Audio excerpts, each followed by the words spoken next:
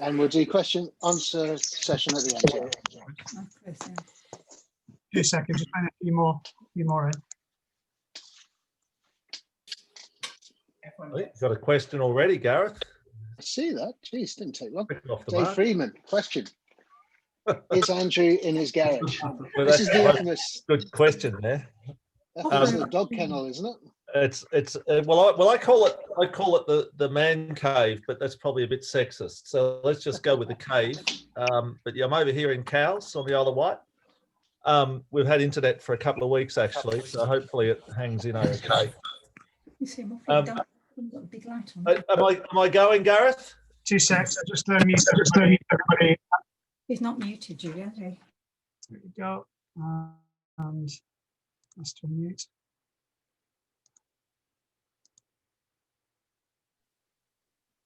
Yeah, I'm unmuted. Andrew's unmuted. Great. Beautiful. By the way, boss. All right. All over to you, Andrew. Welcome to Leamington Town Virtual Sailing Club. Yeah, thanks very much, and welcome everyone. It's good to see so many people on the call. A bit of lockdown sailing talk, which is nice. So just a little bit about me, I guess, guys. I live on the Isle of Wight in Cowes. I've been here for about 10 years, but grew up in Australia.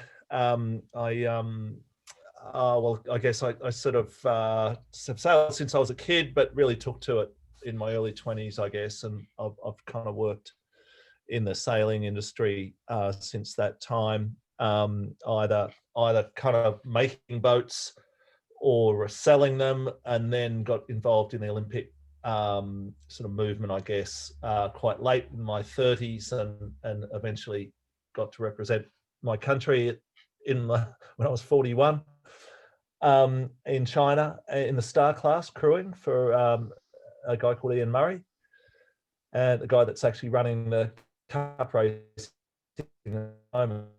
Actually, he was my skipper, yeah, over the years, I in my chat with Gareth the other day, I learnt that most of you are dinghy sailors. I haven't really sailed dinghies much.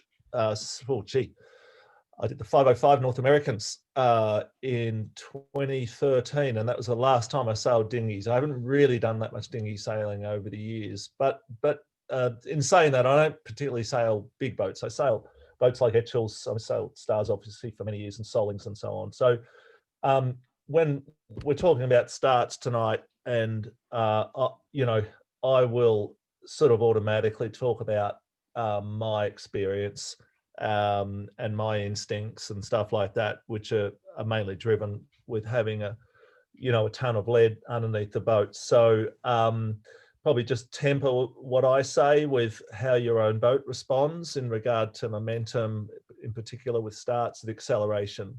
But I think, in thinking about today, the concepts are all pretty much the same. I've certainly watched plenty of dinghies race over the last few years, and we're all, I've sort of tailored it really for it to be fairly generic. So yeah, as Gareth says, there'll be questions, opportunity to ask questions, and Gareth, I'll just leave it with you that if you feel I need interrupting to ask a particular question, where English is my second language, so I might sort of break into Australian with some expressions and stuff, and someone might just say, what the hell is this guy talking about, and that's probably appropriate to stop and explain. Yeah, so we call the kicker connects between the boom and the bottom of the mast, not the spinnaker pole, and otherwise I'm sure you'll be all right. So look, I've prepared a few slides, so I might just get those up here. Where are we? See how we go. Okay, share. How's that? Hey, yep, that's good. I think I'll just stay on that page. For an old guy like me to navigate between the pages. So Yeah, I guess just to run through what I've sort of prepared and what I'm thinking of talking about. Just the different areas of the chat. So yeah, what are we looking at? What are we looking for from our start? In pretty simple terms, what's the essential information that we need? I'm going to talk about starting consistency, and if you're having trouble with your starts, how to get back in the groove with them. That was something that Gareth mentioned yesterday that he'd had a bit of feedback on from people. Like to go over some drills. And then I'll show some videos through this. I'd like to show, after all the chat, I'd like to show a video of a really good start that one boat in particular pulls off. I'm sure we'll see some other stuff in that video. And then some tips at the end, what I call the bag of tricks. So away we go. Yeah. So what are we looking for from the start? So I'm just before I start, I'm basing this on upwind starts. Okay. So if there's questions on downwind starts or reaching starts or whatever, why don't we leave those until the end for questions? If there's something you'd like my opinion on there. But other than that, it's basically upwind starts. Does that sound okay, Gareth? Sounds great. Laid line starts, you know, and no instruments. So what I mean by that is no kind of pinging the line, you know, and distance to the line on your watch or a Velocitech or something like that. This is all kind of old school, going by feel. Obviously, I'm assuming everyone has got a compass. Again, is that okay? Is that doing it the right way? I think so. That's perfect. Yeah. All right. But again, you know, if the questions with the instruments, happy to sort of give some opinions there. All right. So what are we looking for? To me, we're not trying to win the start. So I you know, when you watch fleets start, or you know, there's definitely some boats out there that feel they need to win the start. But what I think we're looking to do, we want to stay out of trouble. Okay, so what does that mean? That means avoiding the recalls and avoiding getting tied up in the protest room. You know, it's a time in the race, we'll talk about this a little later on, but it's a time in the race where the boats are obviously quite close together and there's a bit of interaction going on. So in an ideal world, we just sort of want to get out of there in pretty good shape. We want our start to be done in such a way that we can execute our strategy. And so we need a strategy. Without a strategy, without a plan, a very simple plan, it's really hard to you know, start assertively. You've got to have something you're aiming for. And I guess the most important thing is that we're in the game. So if you kind of drew we're watching the America's Cup, if you could sort of see our race course in that way, and you could draw that advantage line over the fleet after the 33% into the first upwind, that we'd be in the game. You know, if it's a 20 boat fleet, we'd be kind of, you know, 6th or better, you know, and that's what I'm looking for in a start. And if you can achieve that consistently, your results in regattas will improve without a doubt. Okay. All right. So data and homework. Again, just sort of keeping this pretty simple and not too kind of, what's the right word? We don't have to be too kind of anal retentive about, you know, getting out at the start of a certain time and so on and so forth. All that, you know, it is reasonably important, but sometimes you're early, sometimes you're late. But you just got to make sure that we do a certain amount of homework on the start line, and you know, I would make that one of the biggest priorities sort of depending on the day, like if it's a sou'wester in the Solent and you've been sailing there for years, you might not prioritize doing, too much time going upwind for wind strategy, particularly if it's a flood tide and the water's pretty flat. But you'd certainly prioritize getting your start homework. Okay, so what do I mean? Okay, so current at the start, super important. Knowing what it's doing now, knowing what it's going to be at the start, super important. Timed runs. Okay, so I would definitely suggest doing at least one timed run at the line. 2 is better for sure. 3 probably a bit unrealistic, but if you can go for 2, that's good. If you only get time for 1, that's better than none. So this is pretty simple. I think you'd get your transits. We'll talk about transits a little bit later on, but you'd get your transits. You'd know roughly which end is favoured, because that's sort of important, because the more pin end or left-hand end biased, the harder it takes to get to the line, the longer it takes to get to the line. So, you've got current. Current also has a big effect on this, obviously, but current also, the slower the boat goes, it sort of vectors the wind to a lift or a header, and then as the speed comes on, that effect is lessened. So every day is quite different.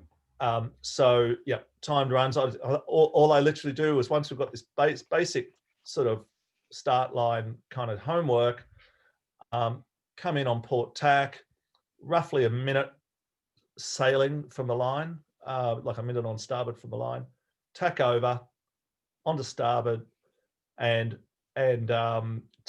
time how long it takes you to get there. Basically, that's pretty much it. Now, what I do when I'm doing that is I'm kind of watching the shoreline transits, and sort of picking them out as we go past them, and go, okay, it's all right. It's taken us 10 seconds to get to that transit. I'll explain this in a little while. And from that transit to the line, it's 14 seconds, something like that. It also just dials your instincts in. Is it bumpy? Is it flat water? Is it shifty? It's just switching those receptors on.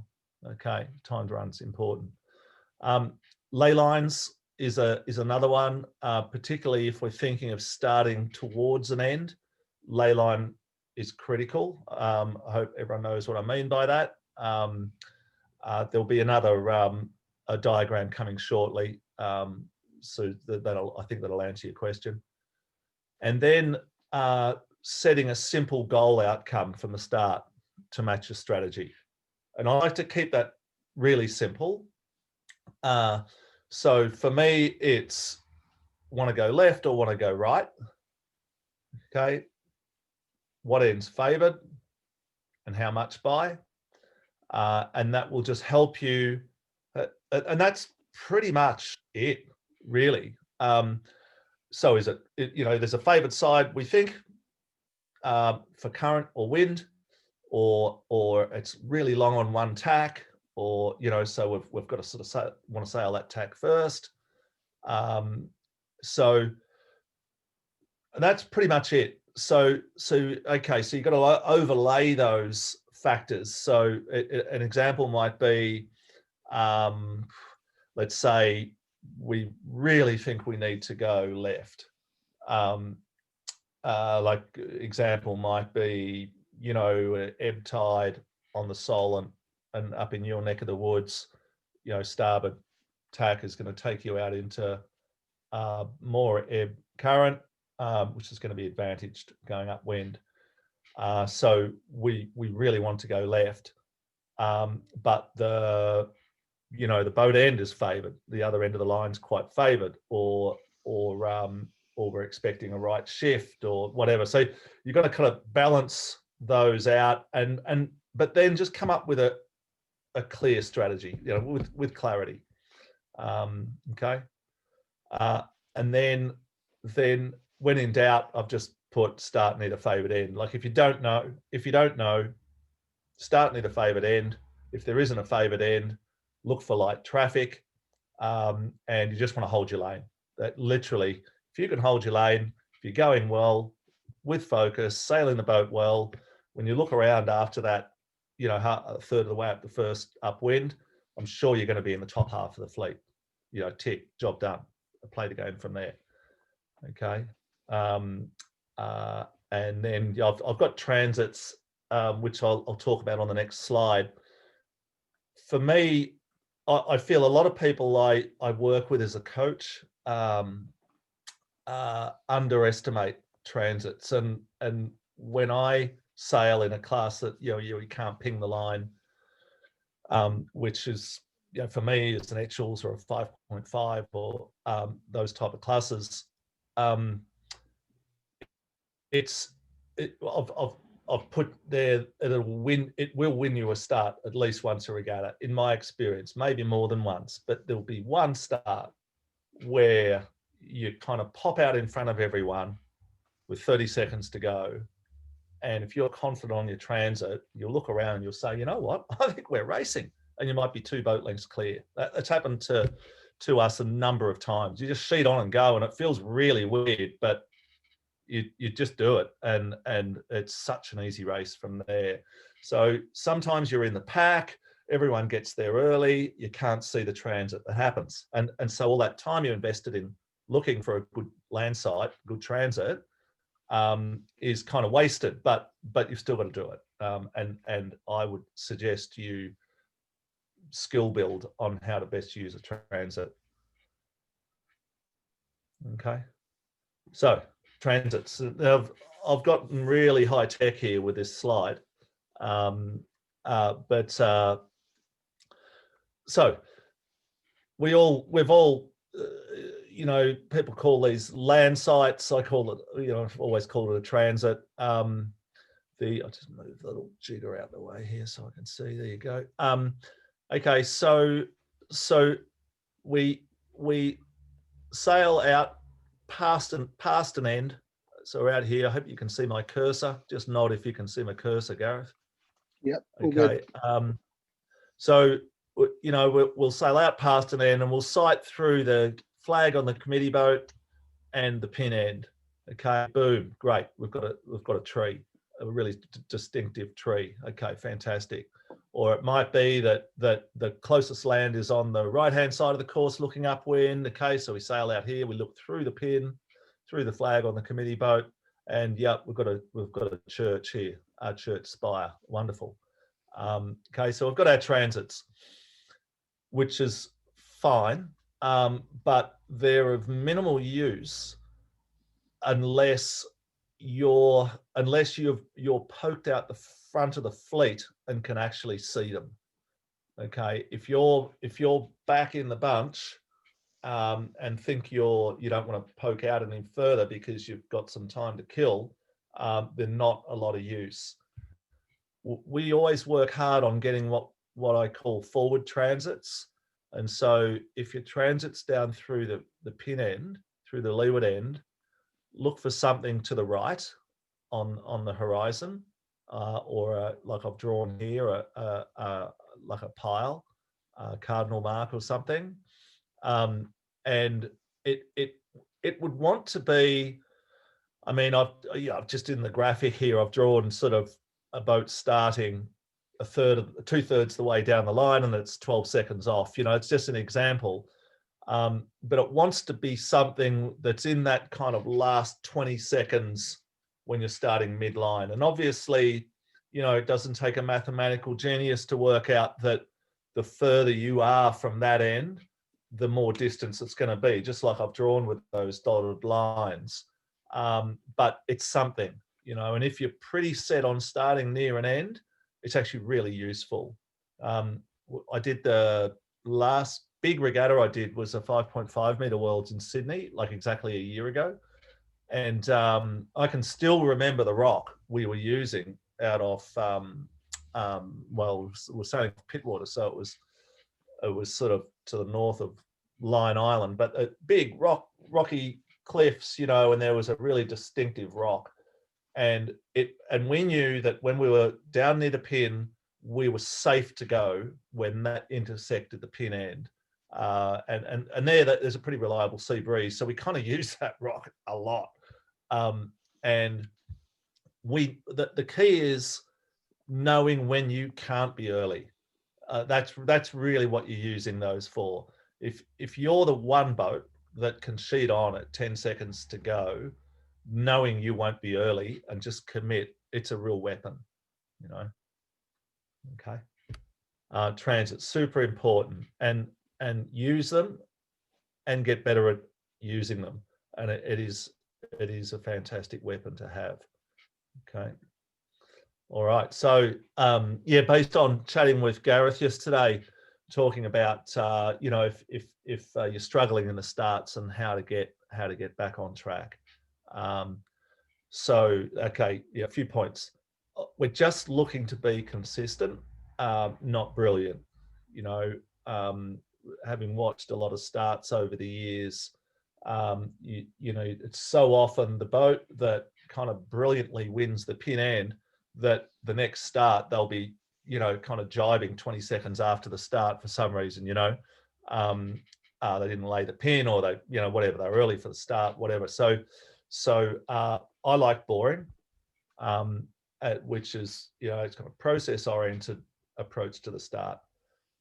So we'll go through that in a minute, but some key skills that I'd suggest working on to sort of re-establish, you know, confidence in the starts.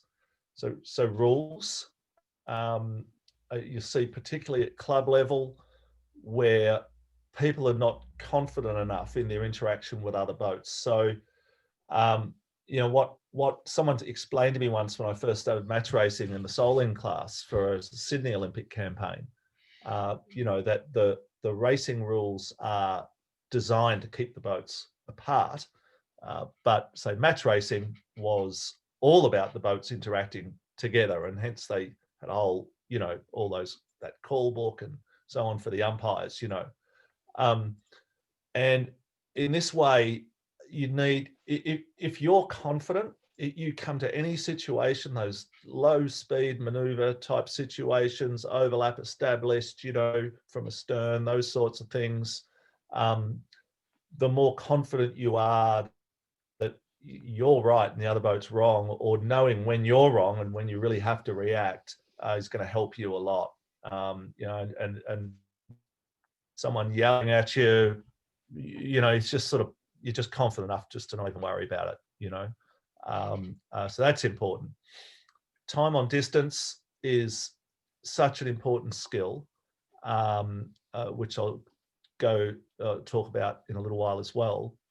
How do you get better at that? Well, it's practice, but it doesn't necessarily have to be practice on the water as well. Like if, you know, with sort of, you're walking the dog down the beach, and you can almost sort of say to yourself, okay, well, at this speed, how far is it to that post, or how far to that rock, you know? And you know, I remember I was driving once with Dennis Connor, the American, and he used to sail Etchells a lot, and we used to hang out a bit, and he would literally in the car ask you questions randomly, like, so how far to that sign up there? You know, well, I don't know, Dennis, I don't know, 18 seconds. He said, it's 23. And then he'd, you know, look at his watch and we'd go, and he said, told you 23, you know. And so I started doing that. And then I was doing a Solin campaign at the time where time on distance is so critical. And even on the way out to the start, you know, we'd quiz one another. We'd sort of say, okay, how long was that channel marker?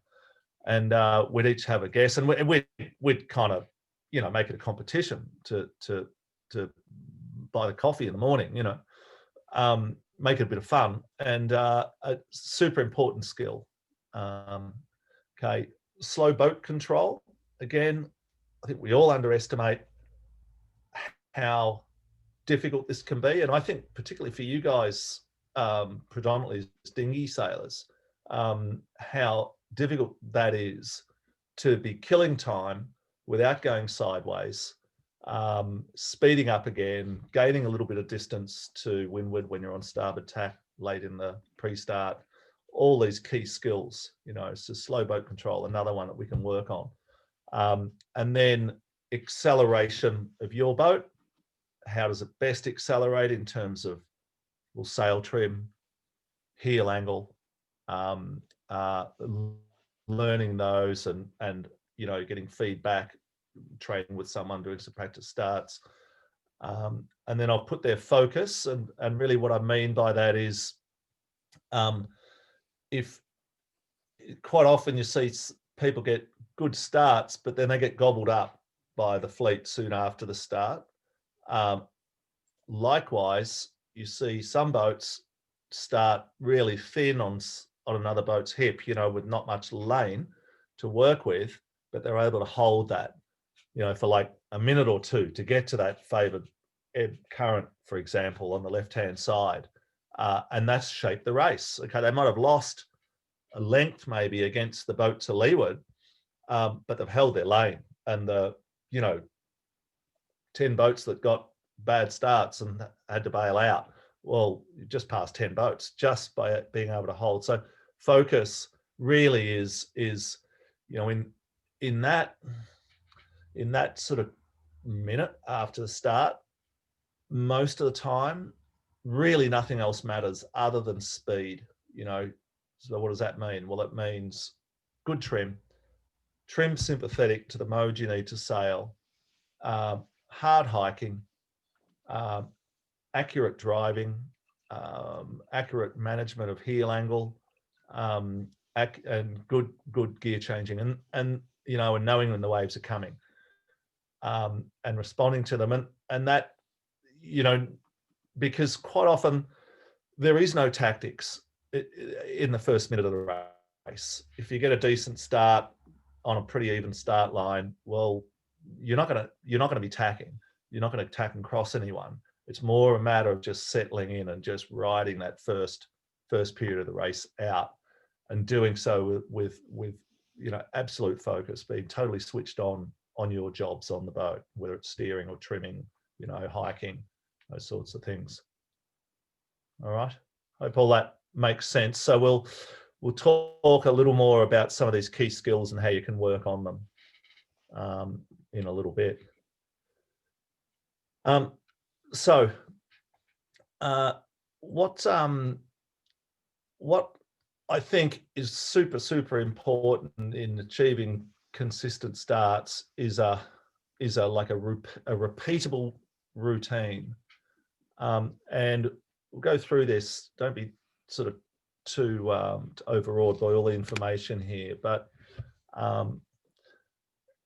you see a lot of boats get into trouble when they're just out of position. They're out of position for the time there is left on the clock, and it's a fundamental mistake that we all make, but it's such an easy one to correct. It just does take a bit of discipline. Okay, so I'm going to do the first couple of positions here backwards. All right. First of all, I'll sort of we'll look at the playing field here. Start line's pretty obvious. I always like the teams I'm sailing with that we identify a zone we'd like to start in. Okay, and that's based on our strategy. All right. So what it is that you can't really get absolutely specific about where you're going to start. So you're just trying to pick a zone. So it might be the middle third, or it might be the, you know, if we're sort of going to be quite conservative, it might be, and the pin's favoured, let's say, it might be, okay, we're going to start to the windward of the pack, 2/3 the way down the start line, like around here. Vice versa, boat really favoured, or got to be on port tack early. It might be, okay, we're going to start, you know, 1/4 of the way down from the boat, looking for lighter traffic, going super fast. As soon as we have the opportunity to tack, we'll take it. You know, there are a few examples. So we're looking for a zone to start in. That's what I mean there. This part here is just worth touching on before I go back to position 1.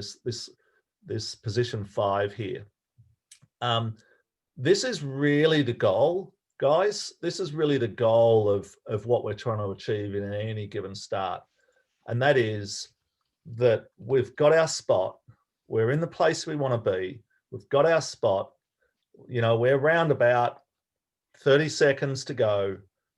There's no threats from leeward. There's no threats from windward. No threats from behind.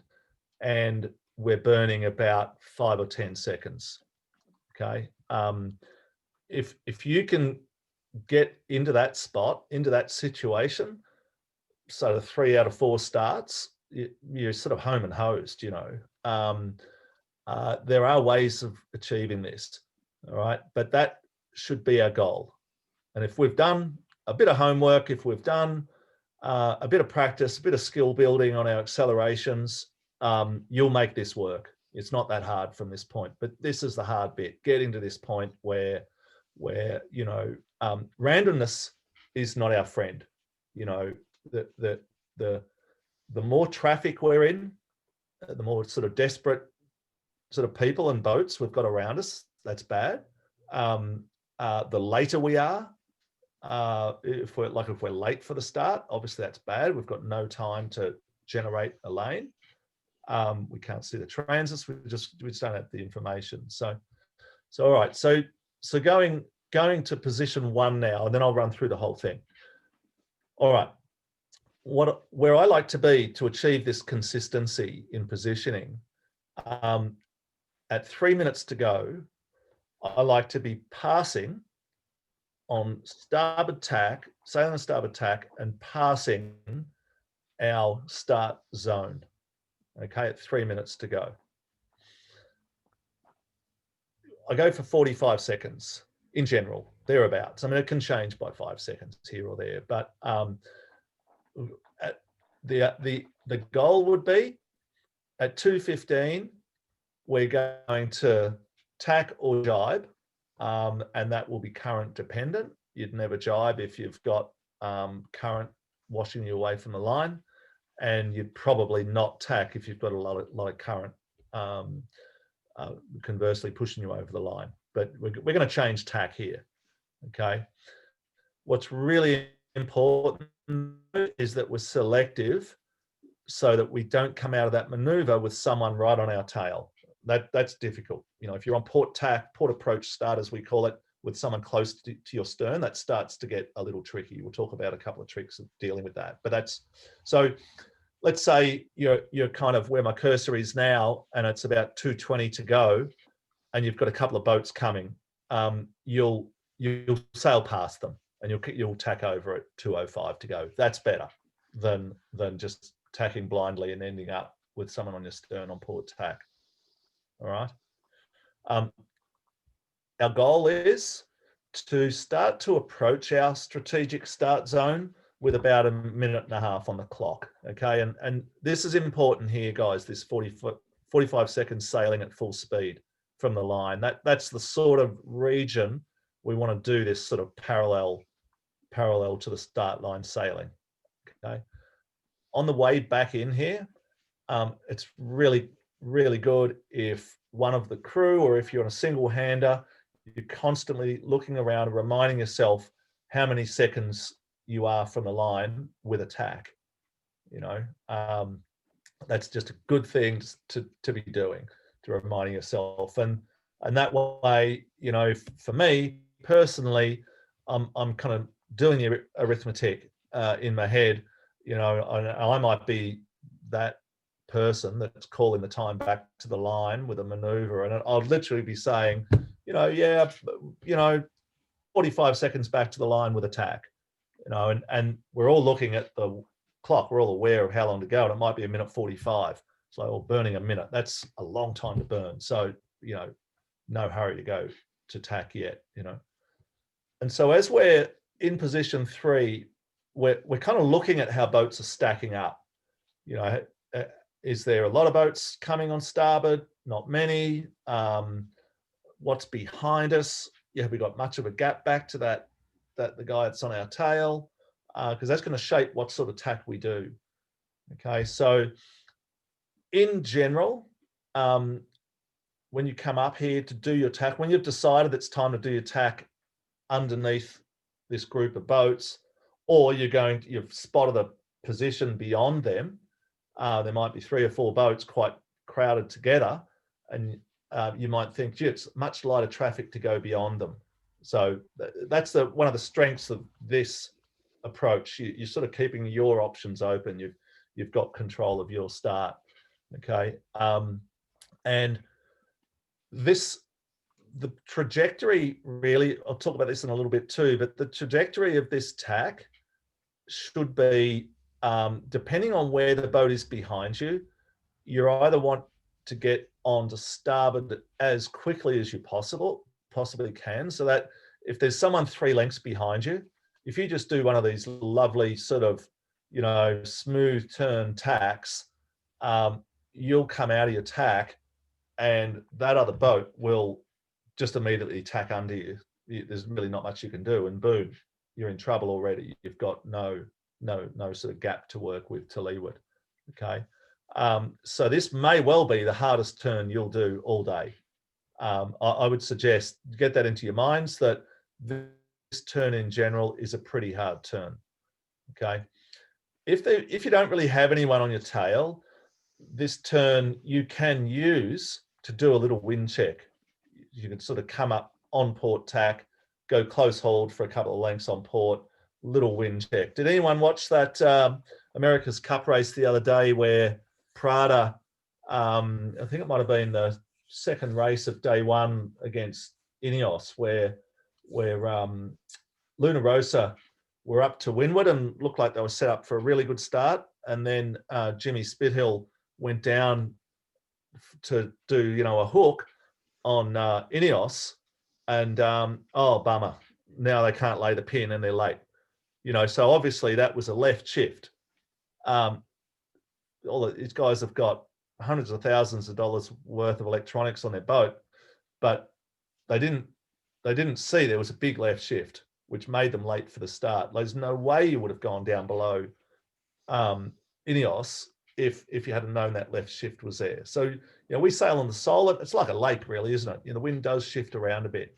So yep, come up, port tack, close hauled, just gives you a little check in on, has there been a shift in the last 30 seconds? Because that'll really affect your time on distance.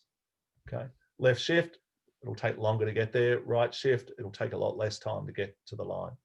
All right, so we come out of this tack, position 4, and if we got our bow down nicely, now you're sort of, head-on collision type course with the boat that was tailing you. He will generally have to tack earlier to avoid you, or he'll say, well, gee, this guy's aggressive, and he'll go below you and keep going. And that's good result. Get him out of your life. And if he wants to cross you to windward, just let him go. You don't want that guy in your life for any longer than need be. Okay, so that turn down is to neutralize any threat from the left-hand side. All right. Once that's dealt with, or if there wasn't a threat from the left to start with, I would generally really quickly come close hauled just for a second. Just fill the jib if you're in a boat with a jib, or your main for 1 second, and just figure out, has there been a wind shift? Again, really critical data. Okay, and then as you're doing that, you're making a really quick assessment. Okay, was I right with my time on distance to the line judgment before? Yes, I was right. We're still burning 15 seconds. Okay, critical information. And then you're into your slow boat control. Hopefully you don't have a threat to deal with. If you do, well, you've got to deal with that. Might be a late port tacker, or someone that is doing a 2-tack start that's come from down at the pin end. Got to deal with those guys, get them tacking or dipping you or something like that. But otherwise, you're just burning time up until a point where it's time to go. It's racing. And ideally, you haven't chewed up too much runway, we call it, to the line so that you can pull the trigger roughly, 10 seconds or so before the start. And in these TP52, type debriefs, we do have all this instrumentation and data. Excuse me. The big metric everyone's looking at is the percentage VMG at the. So we're all looking at how far were we from the line, but as important, that's really going to drive the next couple of minutes is what was our VMG at the gun? Were we going fast or not? There's no point being on the line if we're doing 2.5 knots. Because that's a losing start. All right. So hopefully that all makes a bit of sense.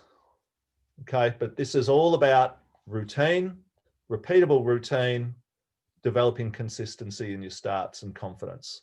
And you do this enough. We're going to talk now about a couple of drills you can use, but if you get into this position enough and you're good at executing, you just feel so comfortable. Like on our boat,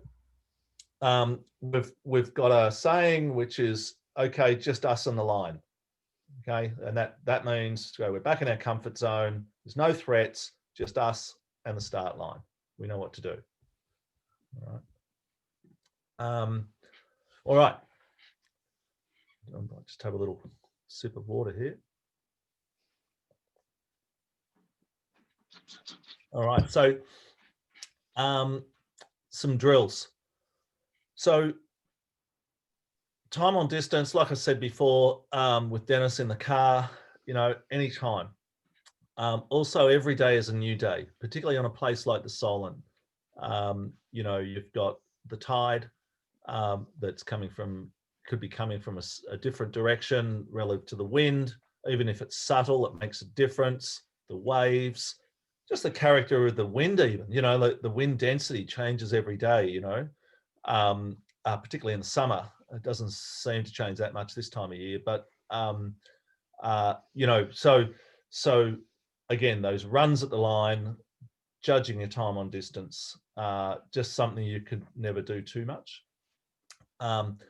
Another drill that I always find really useful, it does rely on a coach or a mate out there in another boat, or I call it the find the line drill, and that is literally where so you just need one mark in the water, and the coach or another boat is like the roving kind of committee boat end, and for you, all you do as the boat that's getting the practice is you're approaching the start line, which is between your mark and the boat that's sort of holding still. They're like just idling, they're holding still. You're approaching at full speed, mid-line, and then when you've hit the line, you put your hand up. Okay, and if there's 2 of you on the boat or 3 of you, you're each doing it independently of each other. Okay, and you can make that a competition too. If you do 5 of these, you get points for who was closest and who's going to buy the beer that evening, and or dinner even. And what it also does, if you do that little competition on the boat, is you start to learn your crewmate as to, wow, he always thinks we're a lot closer to the line than what we are, or every time we do it, she's like over the line when we're like miles over the line when she puts her hand up. So everyone's learning and everyone's tuning their eye together, but you're also learning each other. Okay. And then what you do, put your arm up, and then once everyone's put their arm up, straight away pull away, do a jibe, and run back down the starboard tack lay line on port tack downwind, tack over, do it again. You can really knock a bunch of those out in like 10 minutes. So find the line. It's a really good drill. The slow boat, I've got confidence and control. with the box drill, I would call it. So I'm just going to pull up a video here.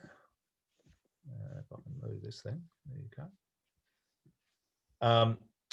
And what this is I'll just get it going, is this is a J70. I was coaching these guys this day, and yeah, you could see the lovely blue azure waters there of the Solent. And the video hasn't come up yet, Andrew. Oh, okay. I might need to do a stop share or something. Stop and restart, maybe. Yeah, we'll do. Thanks for that, Gareth. No problem.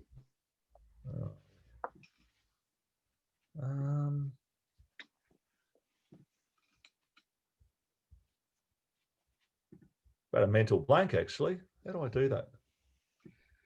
Oh, I see. All you guys were covering the little thingy. Okay. All right. I might need to bring it up. And then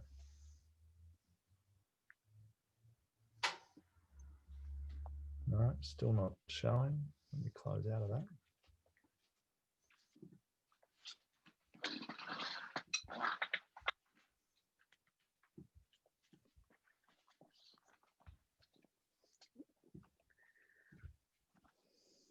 Good, eh?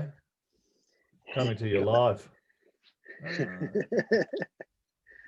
Oh, here we go. Oh, what, he or a she? He, Odin. There you go. There we go. Right. That's working, Andrew. Yeah. Good stuff. Okay, so in this drill, I just set 4 marks in a square box shape. So you could see the mark up the top right-hand corner there. And the idea was here, there was no time clock, but the boat was not allowed. Basically, the object of the drill was to stay inside the box for as long as you can, really. And probably the best thing is if you could see one of the other marks there, and there's 2. There you could see the bottom left mark. If you could spend time like on this tack, it's quite relevant. High slow on this tack, but still, it's just all these low speed maneuvers.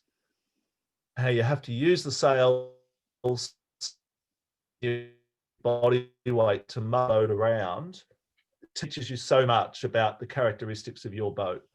It also, if you're in a crewed boat, it also, between you and your crew, you start to make up your own kind of phrases, for these moves, like backing the boat down or slowing the boat down, and you're both getting on the same page, and you're just getting these multiple kind of scenarios where you're getting great feedback there. See this one where they've got the mark right next to them. They're getting fantastic feedback as to how fast they're going relative to the mark. A little back down here, that's a good move. And yeah, you're sort of developing a playbook where you're on the same page for weight and sail trim for any given maneuver that you've got to pull off. Okay. So that's I mean, after we did this drill, they did it for the first time this day. They're so hungry to just keep doing it because they could see how much benefit it was giving them. As a team that was, not really the best at starting, but it definitely helped. Okay, so slow boat control, fundamental. Being confident really at low speeds, I think.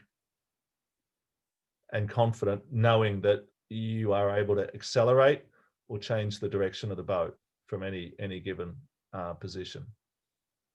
Okay, so doing that in a range of wind strengths. And you could just take little marks out with you, I mean, in Leamington, I'm sure there's sort of a couple of pots you can use here and there, and you take 2 other marks out, you're as good as gold. Okay. Now, where are we? Get back to my my running sheet here. Okay, so I've just got, you probably can't see that, but on that slide, I've just got practicing the last bit in inverted commas, and that's what I was alluding to before with you know, once we've got our spot, you know, it's just us on the line. So I'll just show you a couple of quick videos of drills that we've used over the years. Pretty easy. You can do them on your own. Here we go. Share screen. Okay. How's that, Gareth? Yep, that's You working. got a J70 up there? Yep. The drone footage. Okay.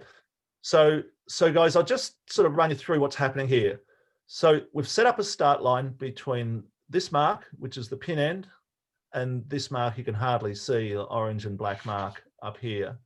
And that's like the committee boat end. Okay. What we do is the boat that's doing the drill, as they pass the pin end, like directly downwind of the pin end, and they're approximately 45 seconds off the line, we give ourselves a 2-minute signal. Okay, so it's positionally done as per the timing. So you're not wasting too much time. You're always going to be in that spot. Give yourself a 2-minute. Sail off up here toward the midline ley line. And if you place the marks correctly, they'll be about roughly, you know, a minute sailing apart. It's not a super short line. Tack over on the midline ley line, which will be around 120 to go. And so you should be burning, by the time you come out of your tack, you should be burning about 20 seconds. Okay. And so we'll just watch this. And from there, it's slow boat control. It's working together to sort of gain gauge to windward. In that, here we go, tacking over. So they haven't unfurled their jibbers yet, which is pretty normal in this class. Okay, so this phase here of slow boat control, watching the clock, judging the time on distance, not getting too slow, whereby you lose control, or identifying that early if it does happen. At some point soon will come the decision to rotate the boat down to a good acceleration angle and deploy the jib and pull the trigger, basically, for the start. Okay.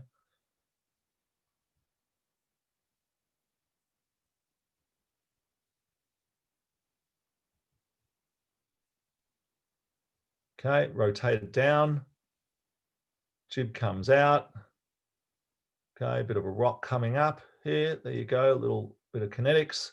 Get the boat going. Okay, you can see the boat is coming up further and further as it accelerates.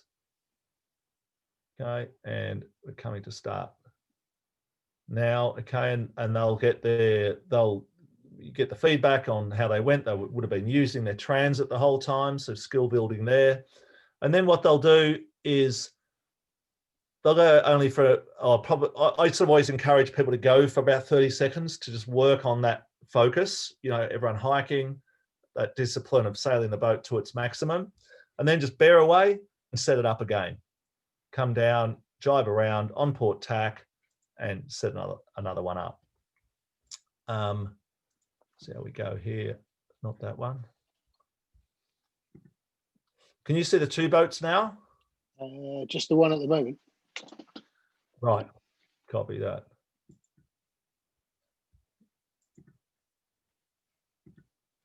How about now? Yes, yeah, we got it. All right. Okay, so same drill, but if you've got a training partner and you want to do some practice on starting, this is a really good drill to do.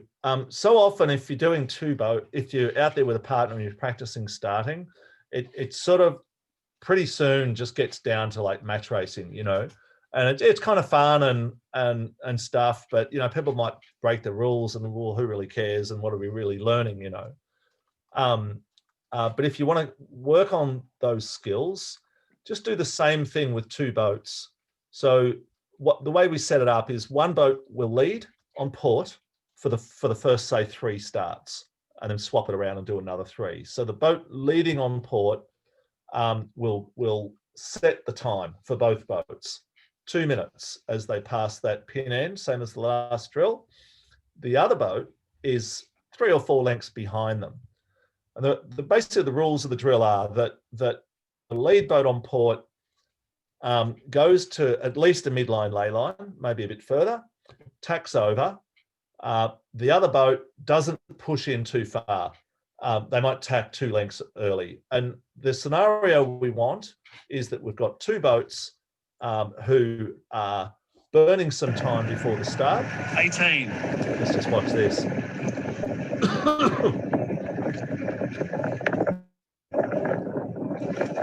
10, 9, 8, 7, 6, 5, 4, 3, 2, 1, mark. Nice job. Good sleep, Pete, on the wind. So a few things there stand out for me. One boat did a really good job of preserving their runway, and the boat to windward obviously did a good job of preserving their runway early, not getting too close to the line at this point. They built a really nice bit of gauge, so they can now use some of that gauge, maybe half of that gauge, to build speed without getting too close to the boat to leeward. And then they're on the wind with confidence, going for it. A beautiful start. And they just get stronger and stronger and stronger from that point. They're higher, probably faster as well. And so anyway, going back to it, this scenario where we've been burning time with another boat there is just giving us really strong feedback on how we're doing.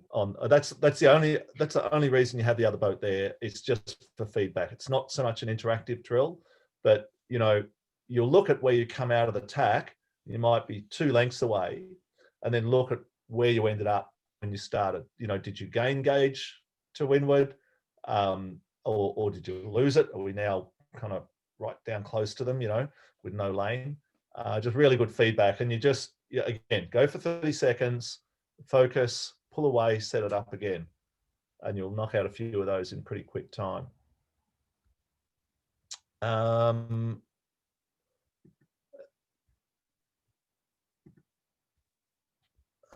Okay.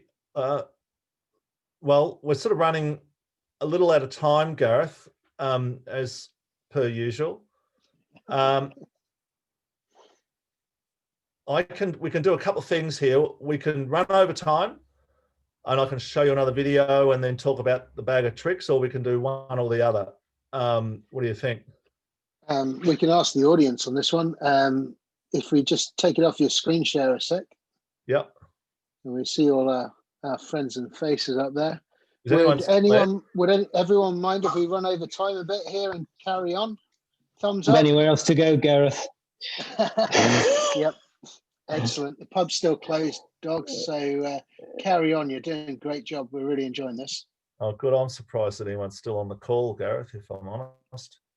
All right. We've got a massive amount. We've got 59 people at the moment. So. Oh wow. God, things are quiet over there. All right. So I did want to actually. I think I need to pull that up first for me to be able to see it. Just stand by. I wanted to show you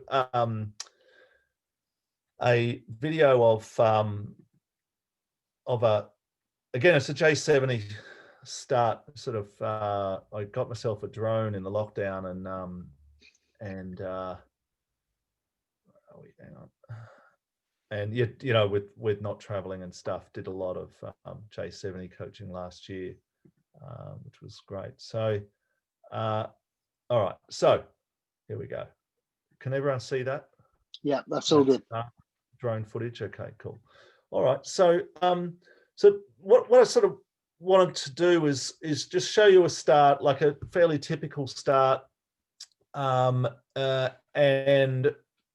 to look at one boat in particular that particularly just nails the start, You know, there's all sorts of things going on, but I might just play it through and sort of commentate. But the boat we're focusing on obviously is this one, and 120 to go. They're probably about 30 seconds from the line, so they're on starboard pretty early. They're obviously wanting to start down toward the left-hand end, down towards the pin end, and they're in this kind of, I'd say the phase they're in is still sort of pretty open-minded. Could have someone come in and take quite close to them to leeward. They've still got time for option B, but they've got a plan, and you know, they're just sort of seeing what happens here. So I'll just play it through and I'll just commentate as we go. Okay, so clearly burning time. Okay, someone's tacked in there. Right, that's basically the end of there's no more threats now from the left. Obviously, that last boat in is going to tack to leeward of that group. Okay, so our guys are probably thinking, you know what, that's like a length and a half. Probably pretty happy with that. Confident we can build some space off them, knowing that that boat below them would have to defend. Okay, a minute to go. Probably a little close to the line. Probably a little uncomfortable with how close they are now. So not deploying the jib yet. There it goes. This bit's pretty critical. The jib comes out. The boat's generally slipped sideways a little. Done a great job there. Gained another 8 feet to windward.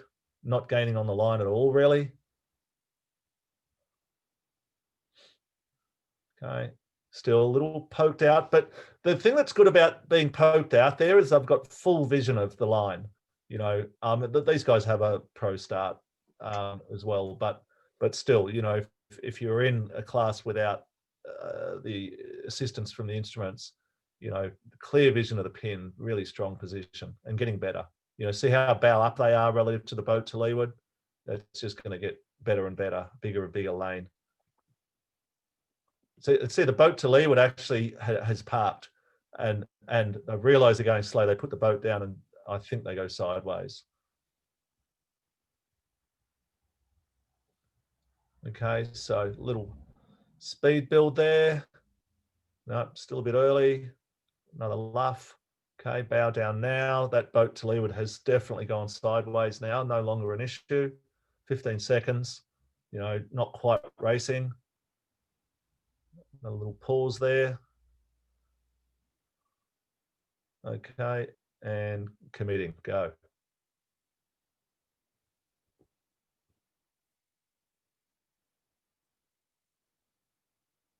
Okay, so just a really nicely executed start. Good time on distance awareness.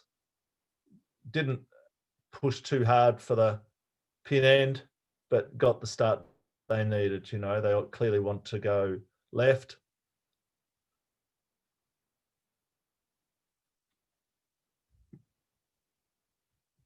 Okay, and there you go. You know, that's like 45 seconds in. You know, really strong position. No threat to leeward, going fast. All right. So yeah, no, you know, not they didn't do anything particularly brilliant, just really solid job, really all round. Okay. All right. So if I just get out of there, go back to that presentation. Whoops, not that one. All right, so some of this stuff I've already mentioned, but always checking the wind, you know, continually, you know, lots of head to wind checks, or if it's really windy and you want to avoid flapping the sails too much, lots of quick checks on the wind, you know, close haul, check the compass. Really that last 5 or 10 minutes before the start, you know, it's sort of critical you're in tune with the wind. As I said before, check the wind by checking that angle of the final port tack if you can when going from port to starboard. As I said before as well, that 1 second close hauled on starboard is really handy. It just helps you tune in for your time on distance. Quiet luffing. What that means is more and more over the last few years on the type of boats I sail on, where we're trimming really tightly and sailing high, as opposed to just flapping the sails in that when you're burning time period. And really the main reason we do that is that it makes the acceleration a lot more predictable. Like if you go from that sort of high slow groove with trimmed sails and just rotate down to a speed build angle, like let's say 50 degrees off the wind, or depending on how strong the wind is, it'll be less if it's stronger wind. It's kind of almost like the air molecules are sort of just attached, boom, straight away, and the sails, all the forces are working in your favor and the boat just goes. Whereas you pull the sail on from flapping, it just seems to take longer, or maybe it's less predictable how long it takes for the boat to accelerate. And we're not talking big differences here, but the differences are big enough that, being 2 seconds late for the start could be a disaster for that start, or being 1 second early also is a disaster. So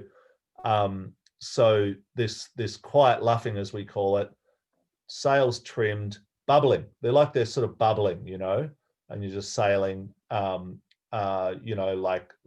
whatever, pinching by sort of 10 degrees, and just sort of monitoring your speed through the water, so you don't get too slow, you don't get too high, and then when you pull away, boom, the boat goes. So that's a sort of a good tip. And then, you probably got the impression from this chat that I'm fairly risk averse, or looking for light traffic, not starting at the ends too much. It's weighing up the risk, really. And if an end's favoured, or you want to, if you want to go left and the line's even, but there's no one down at the pin, go for it, take it, because it's very low risk. Don't always sort of shepherd yourself toward the sort of middle of the line or whatever, blindly. If you think an end's going to be good and you're not having to fight other boats for it, go for it. The percentages have just gone in your favour for that plan. So and okay, so now winning an end, why and when? Well, it may well be that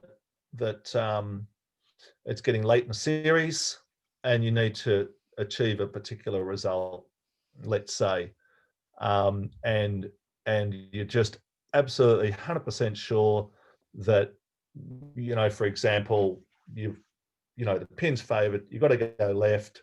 The boat that wins that position is most likely, as long as they're going well through the water, probably going to be in the top 2 or 3 at the top mark. Okay, well, I've got my drop's pretty good, and I need to beat this one other boat, or a couple of other boats. You know what? I'm gonna sort of take that on. And it might, another scenario is I just really want to get on port early, so I'm going to start right at the boat, be the first guy to tack, first boat to tack, and off we go. And so, okay, a couple of scenarios. How? Well, the fundamental thing, really, one of the first things is ley lines. You've really got to do your homework on your ley lines, because that, down at the pin, it's a very narrow sort of area where if you're confident on your ley lines, coming in on that port tack, for example, you're confident on where you can tack. Stuff that you might with UK.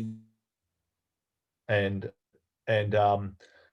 Likewise at the boat end, you know, ideally you want to be on that kind of luffing ley line, as we say, where you can't be boxed out, but you're not sort of 4 or 5 boats down from the boat end, and then you're a little bit pinned, and you're probably still in a lot of traffic as well. So that's a pretty bad scenario.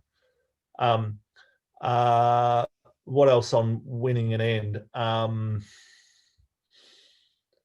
Your timed runs. You're just really doing your homework, basically doing your homework, bailing out on it if it's just absolutely turning to custard. Always have that in your mind too, that you might just have to bail out and do it early as well down there. Don't just hang on until the end when there's, you know, no hope. Yeah, and also I put in here somewhere, but I think I skimmed over it. So getting off the winning an end topic, starting to your strengths, okay, or not.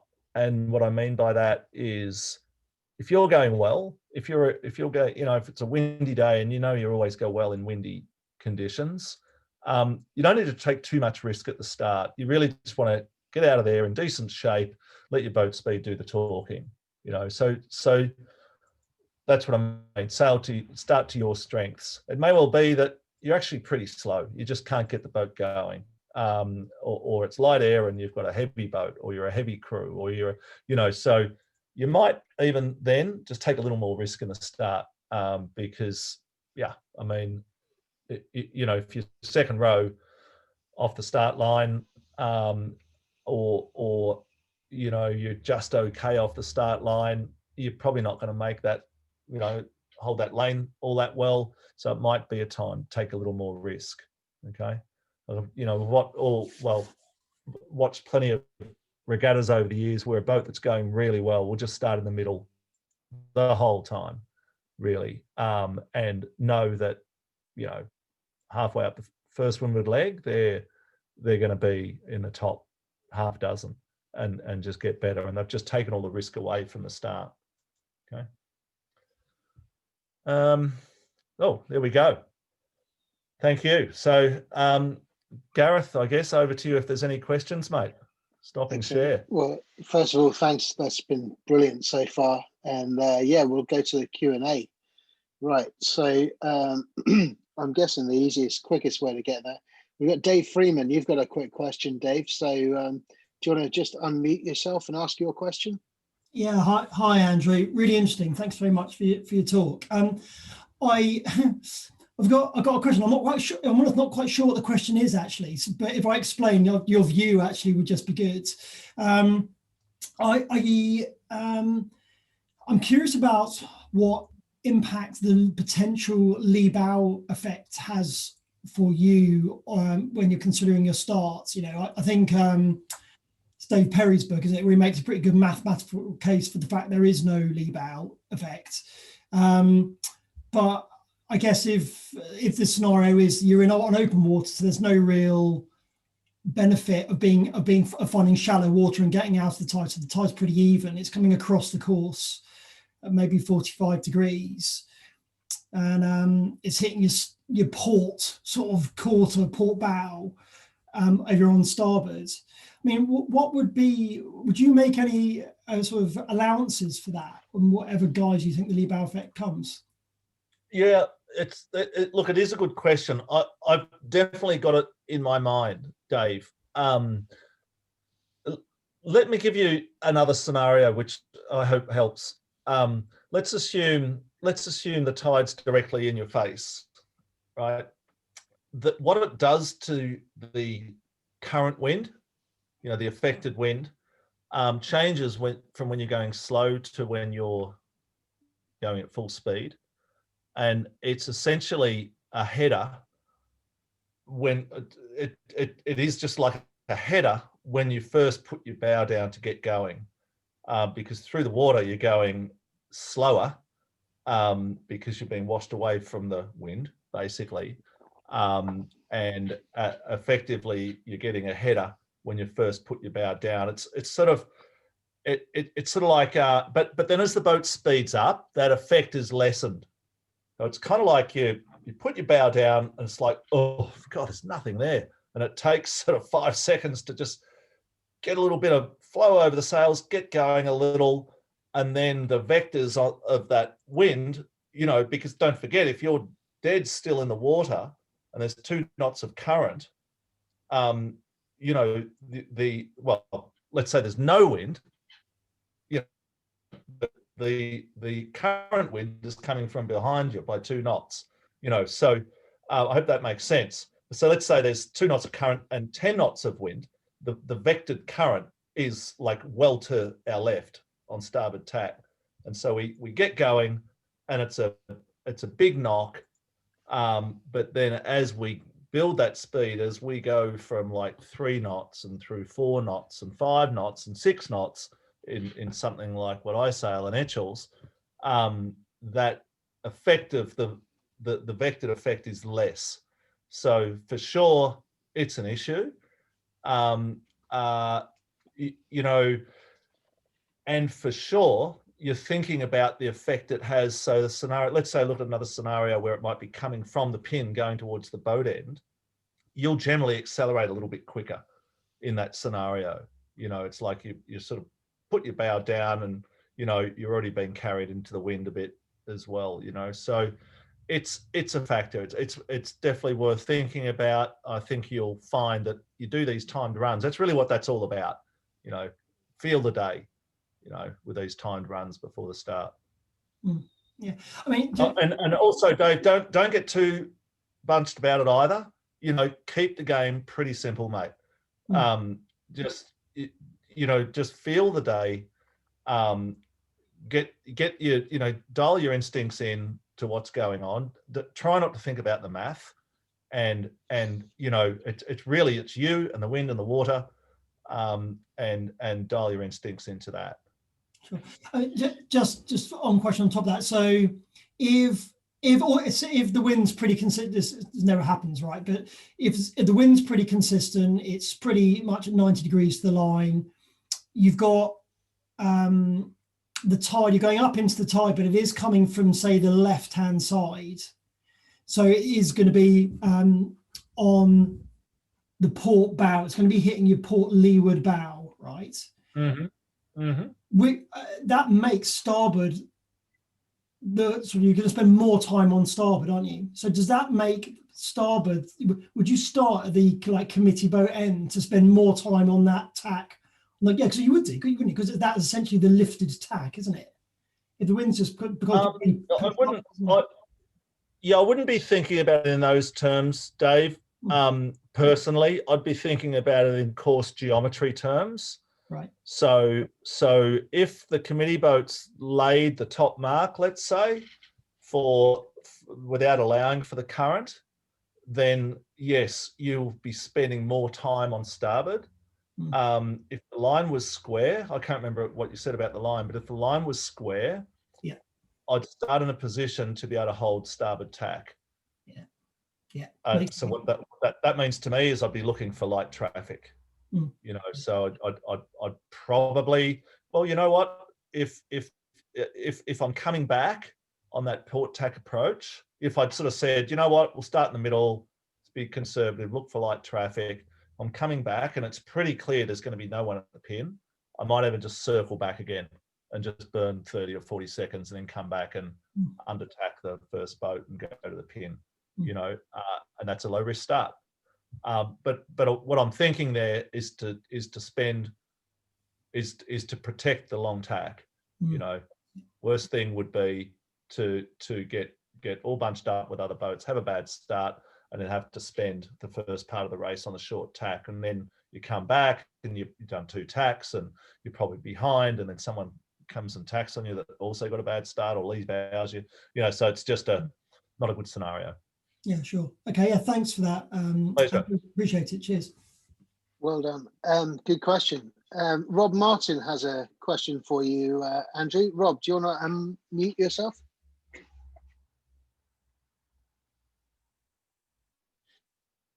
Rob?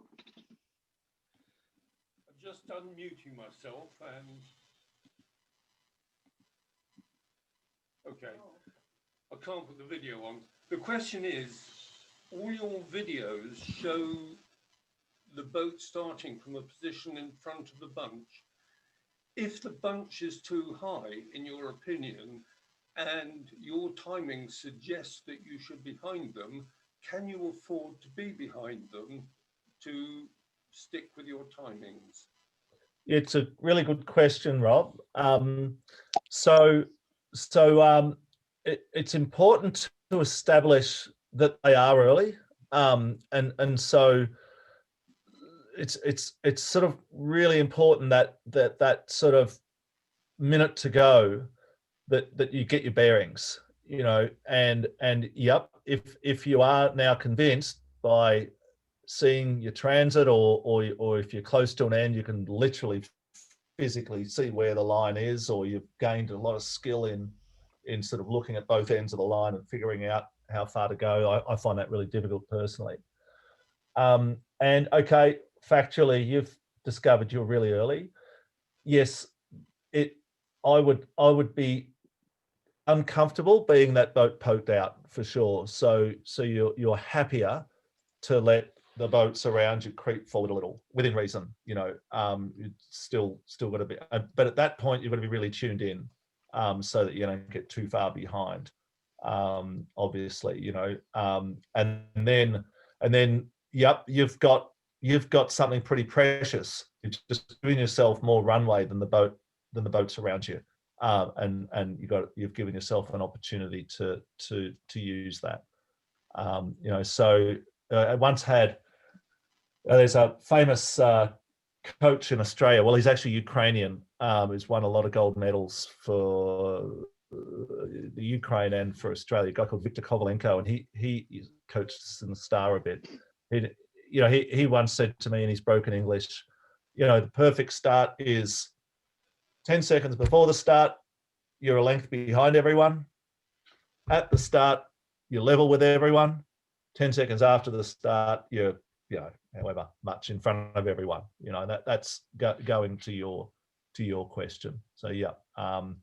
Also, if you are early, burning a lot of time, and you're poked out in front, you're making the race committee's job pretty easy. You're waving a flag at them, you know, pick me for the recall. So yeah, no, there's not a lot good about that. But offset against that, the problem that if you're just behind them, the gap to go through may not exist. So by being behind, you're creating an element of risk for yourself. Yeah, it's really all about the distance to leeward, you know, and that doesn't really change, Rob, whether you're a little behind them or a little in front of them. You know, it's just lateral distance, you know. So I don't know if you can see my hands, but or if it makes sense to you, but you know, that gauge, whether you're here behind or whether you're there, that doesn't change. So yep, for sure, if you're behind and your lane's thin, that's a problem, and you need to get going. You got to get going, get some speed going, and you can choose to go below them and hook them, or turn that speed, convert that speed, because you're still early, don't forget, convert that speed into, you know, lateral distance by sort of driving it, you know, into them, and then you know, that technique of a sort of a big luff up, you know, maybe even with your jib backed, depending how early it is and what sort of boat you're in. I hope that answers the question. Yeah. Excellent. I've got a question from Will Birchall. Will, would you like to unmute yourself and jump in?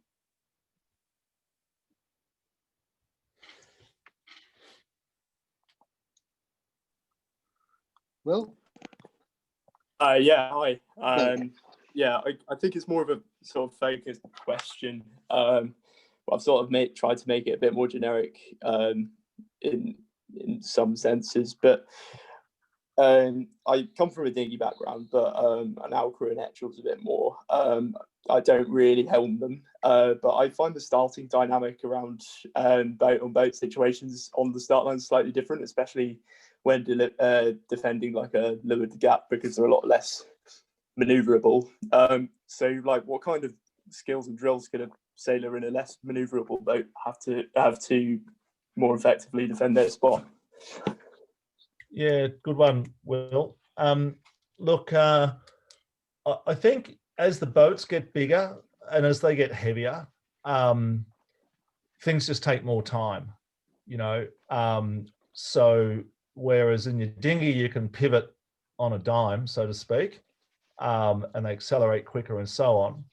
I don't think you're really trying to achieve anything different, and the situations are not particularly different. They just happen a bit slower, and which means the boat that's coming at you is coming at you slower, or if he's doing a two tack, it's all kind of happening in slow motion. But at the same time, you need to react a little earlier to give yourself a chance, say in that scenario, to get your bow down at that boat, you know. So yeah, I mean, it's, you know, whereas you're in a 50 foot, again, you know, less maneuverable, again, takes longer for things to happen. So but it's all relative, you know, if you're competing against other 50 footers. So I think, but again, you know, Will, the boats do respond very well, even though, you look at the shape of the boat too. Like, it's a long, skinny boat with a V'd hull and a long keel and a skeg and a rudder. It doesn't like going around corners. It doesn't like turning corners. It likes going in a straight line. So we've got to help it as much as we can in turning. So that's sail trim and body weight, just like you would on your dinghy, really. So yeah, I would just say, you know, it takes more time. Start everything a little earlier. But yeah, you know, big time on the you know, to bring the bow away, you know, over trimming the jib, blowing off the main, all those things that you do in your dinghy. I hope that helps. Yeah, thanks, Excellent. Andrew. Okay, do we have any more questions? I've got nobody else asking questions on chat. I think that might be the end of those. If anyone's there, I'm having a quick look, raise your hand. No? Excellent. Well, Tony Evans, Commodore, do you want to just unmute everyone? We'd like to give Andrew a massive round of applause. Oh, wow. From Leamington Town for a brilliant evening. I will do in a Thanks second. for your time. Before I do that, just a thank you to our own Welsh impresario as well for, I don't know how he gets these people. I'm not sure whether it's through friendship or blackmail, but we're pleased he gets it anyway. We know he's not got any friends anyway, so we know which one it is. But yeah, so I'll unmute. Thank you very much, Andrew. And yes, I think, how do I unmute? 2 seconds. Yes. It's saying participants have to unmute themselves. So I'm sorry, I've not got the control here for some reason. So unmute, and I think we give a round of applause to Andrew when we're all unmuted. Thank you very much. Cheers. Thanks very much, Andrew.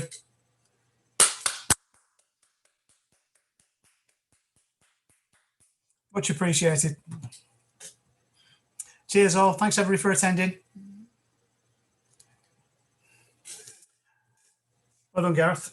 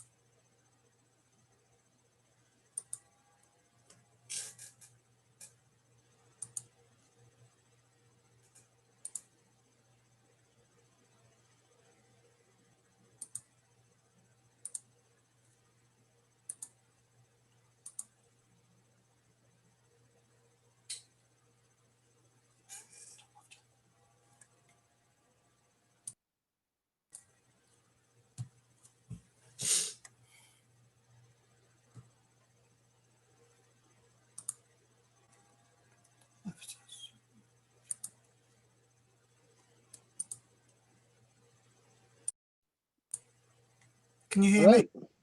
Yeah, I can hear you. I There don't you know. go. What, You got me? yeah, I just messed up one of the controls there at the end. Sorry about that. Well done. That was really good. Did you enjoy that? Yeah, no, it was really good actually. Yeah, quite a few good points in there. You could, you know, some of those things you could take. You could just make an arrow out of some of those things, couldn't you? Yeah, you could just kind of drill into it and just kind of go, you know, that. What do you mean by Do you quite wanna lucky? yeah, finish the recording. Oh yeah, that's a good point. Yeah.